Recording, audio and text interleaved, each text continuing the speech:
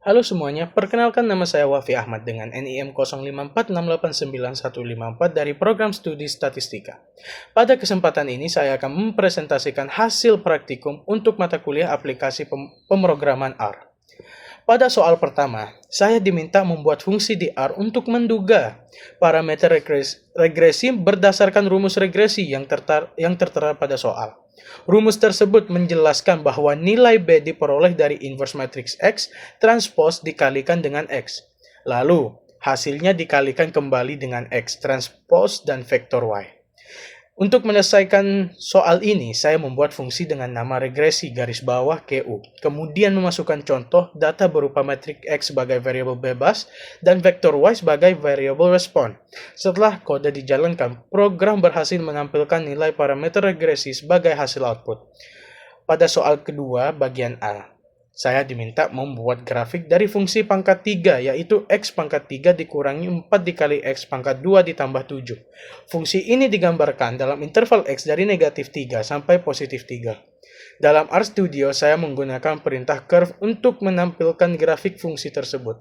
Setelah itu, saya menambahkan garis sumbu horizontal dan vertikal menggunakan perintah abline, yaitu abline H sama dengan 0 dan abline V sama dengan 0. Agar bentuk grafik lebih mudah dipahami, hasilnya adalah kurva fungsi yang memperlihatkan perubahan nilai f dari x dalam rentang yang ditentukan. Pada bagian soal 2b, saya diminta menentukan akar dari fungsi yang sama, yaitu fungsi pangkat 3x pangkat 3 dikurangi 4 dikali x pangkat 2 ditambah 7. Untuk menyelesaikan, saya menggunakan fungsi polyroot di dalam R untuk mencari akar-akar polinomial tersebut.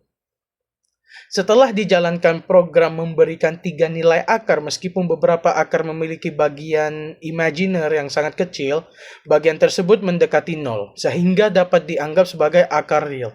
Nilai-nilai tersebut menunjukkan titik X di mana fungsi memiliki nilai 0.